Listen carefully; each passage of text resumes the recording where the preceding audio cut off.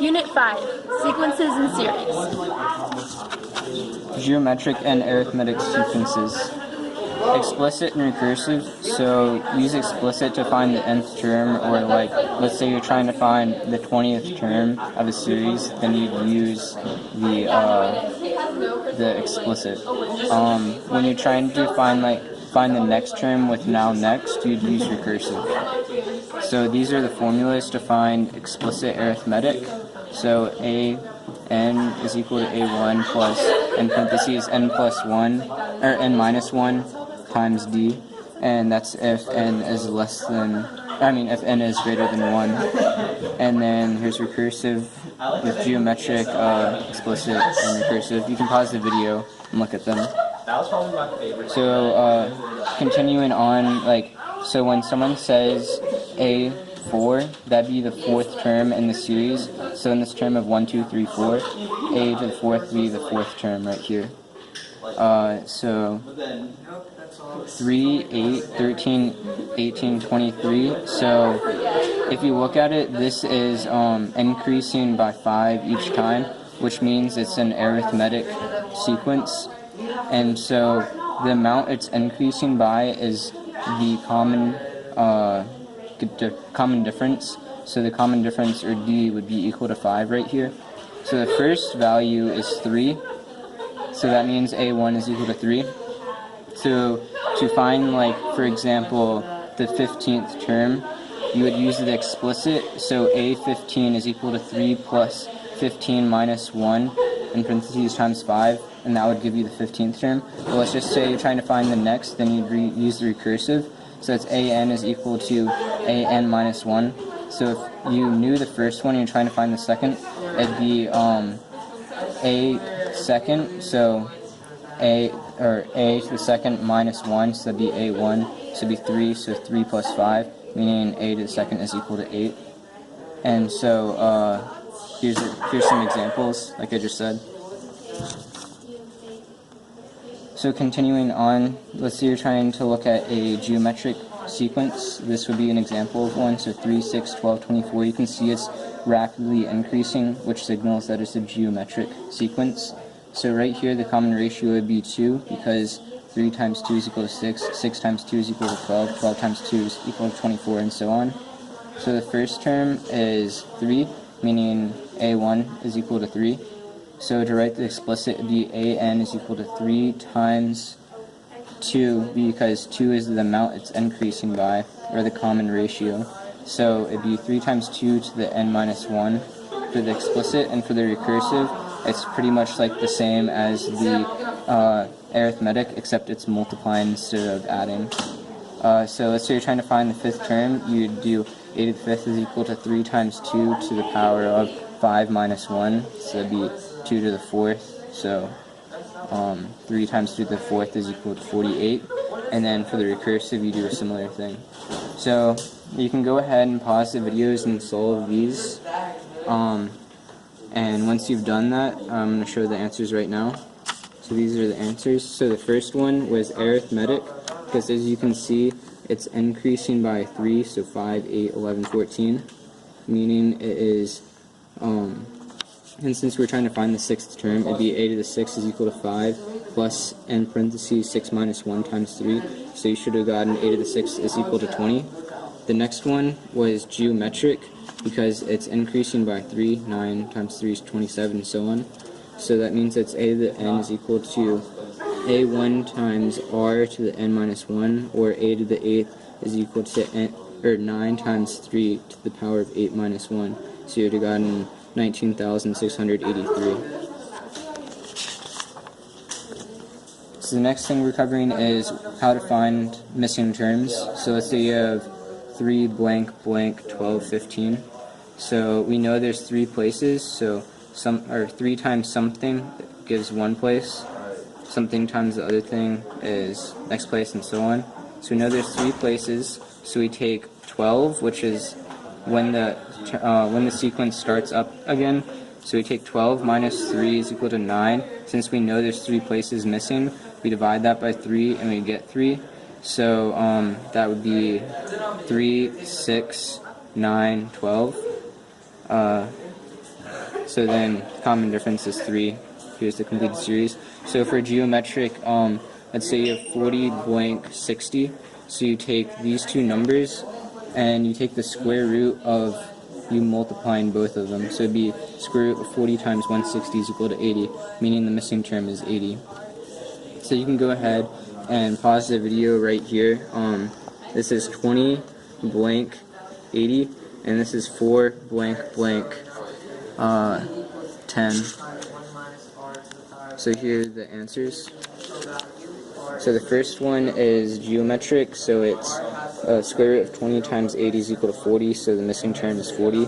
For right here, it's 10 minus 4, so biggest number minus the other one, so that's equal to 6.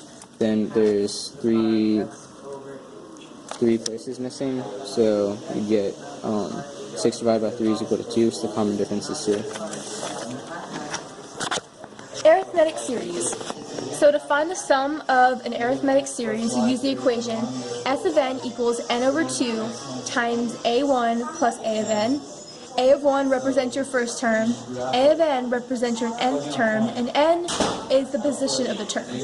So if you're going to look over here at summation notation, the top number is going to be your n position, n is going to be your starting position, and the numbers to the right of the sigma is going to be your explicit equation. So if you look over here at our example, you're just going to be plugging it into the equation. Now to find a1, you plug n into the equation, so 2 plus 2 equals 4, so a of 1 is 4.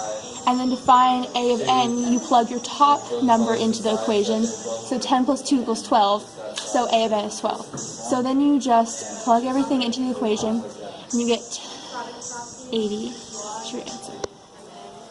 And at the bottom we have some U tries, and the answers to those are at the bottom of the paper.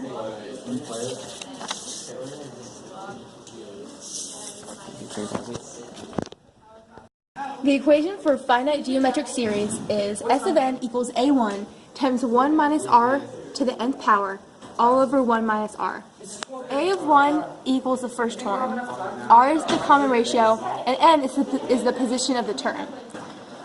The equation to find an infinite geometric series is the sum equals a1 over 1 minus r, a1 being the first term, and r being the common ratio.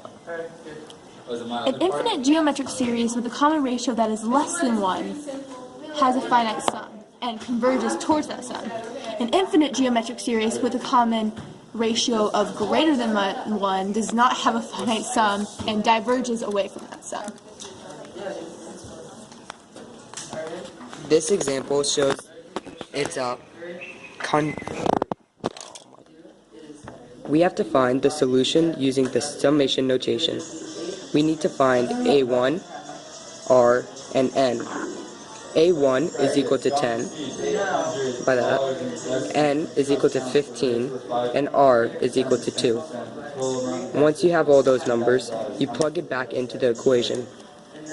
Sum of 15 is equal to 327,670. This is an example of an infinite summation notation. We need to find a1 and r. a1 is equal to 4 and r is equal to 2/3. Once you have those numbers, you plug it back into the equation. Using the equation, we found that the infinite sum of this summation notation is equal to 12. This would be an example of a converging geometric series. So applications of arithmetic and geometric series.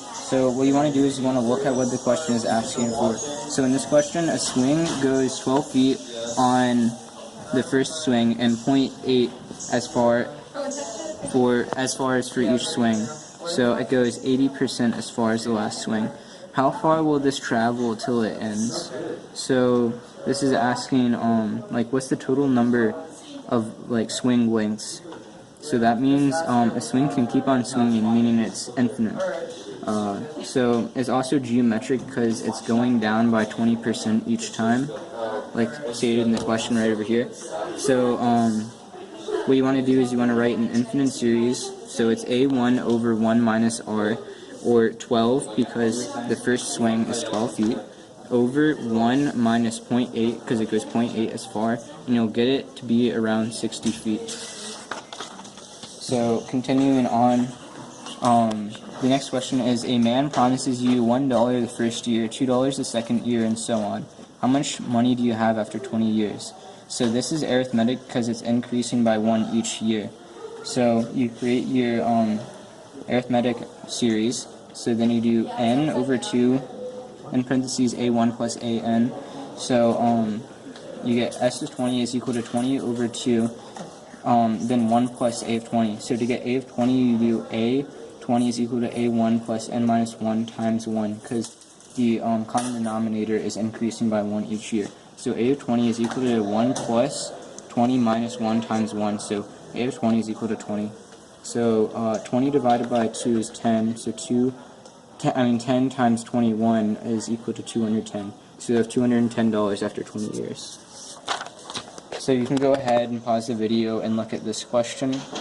So after you've solved this, you'll get, we show the answer right here. So go ahead and pause the video and try out this question. So after you've solved it, the answer is right here. This is a geometric infinite series, meaning you'll use a of 1 over 1 minus r is equal to 100 over 1 minus 0.5. So get it to be around $200, meaning this is not a good deal because you'll lose money, or $300. Arithmetic and geometric formulas. For the explicit sequence, the formula is an is equal to a1 plus n in parentheses n minus 1 times d. To find the sum of a finite solution, you do sum of n is equal to n divided by 2 in parentheses a1 plus an. In a recursive sequence, the formula you would use would be an is equal to a subscript n minus 1 plus d. N is equal to the possession of the term, d is equal to the common difference. Geometric formulas. The explicit sequence that you would use is an is equal to a subscript 1 times r to the n minus 1 power. The recursive sequence you would use is an is equal to a n minus 1 times r. To find the sum of a finite solution, you would use sum of n is equal to a1 in parentheses 1 minus r to the nth power all over 1 minus r.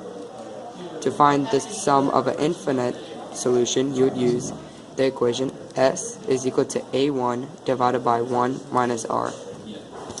N is equal to the position of the term, r is equal to the common ratio.